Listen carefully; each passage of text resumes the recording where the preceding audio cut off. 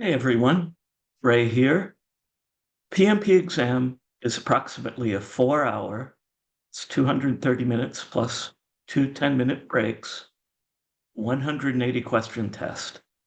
Questions on the PMP Exam are designed to measure your ability to apply project management principles and techniques, including planning and organizing, monitoring and controlling, risk management, procurement management, and others. PMP Exam currently has 180 questions, including 5 non-scored questions. The 5 non-scored questions are designed to validate questions for future exams.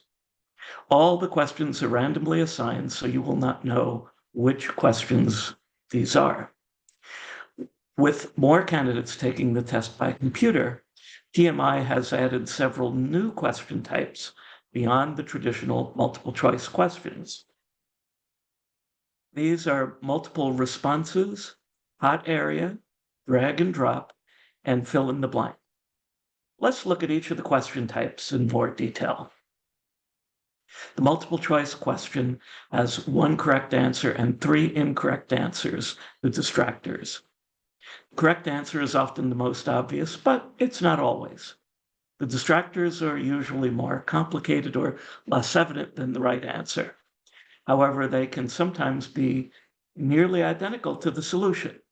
Remember, you need to choose the best response. These questions, if you're confident that you know the answer, mark it on the first pass over the test. If you need more confidence, but you can eliminate 2 distractors, mark them off. It may come down to guessing on your last pass over the questions, but remember, since there is no penalty for guessing, you should answer all the questions. The shortest answer choice tends to be correct because long answers have been known to misdirect readers into thinking there may be more than one possible solution for what seems like an easy question. If you're having difficulty deciding between 2 answers with similar lengths and wording but different solutions, try reading each statement out loud so that your ear can help guide which one sounds better than another. If an idea sounds off, then chances are there is something wrong somewhere. Multiple response questions make up roughly 15% of the actual PMP exam. You are given a scenario and then asked to choose the best response for multiple possible answers. There may be more than 4 choices, and more than one will be the correct answer. These can be tricky because they require you to use all the information provided to select your answer choices.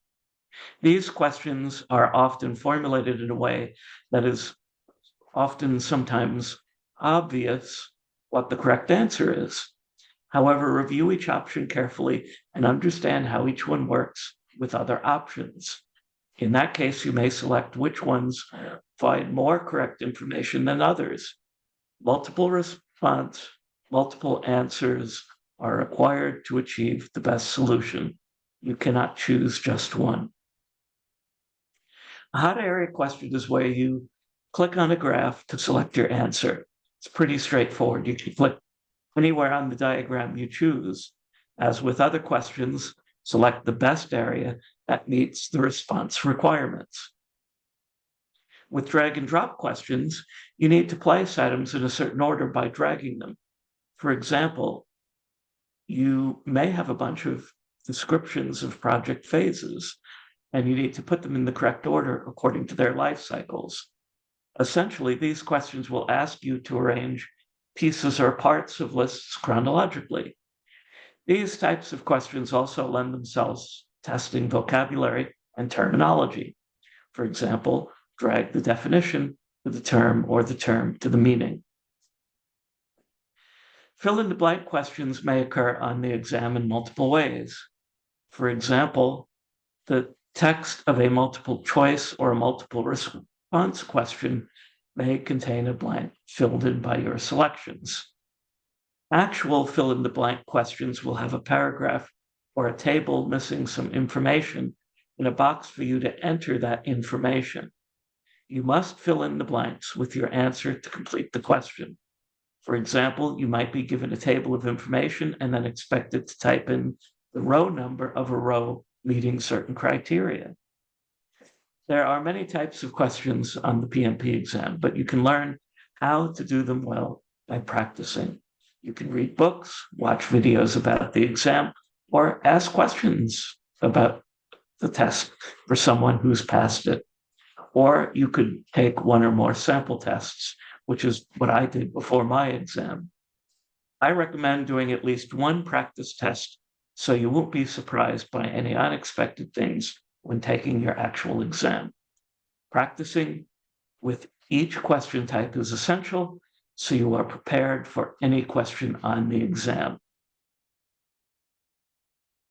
Thanks for watching this week's tip, and I'll see you soon with another. Have a great week. Thanks, everyone.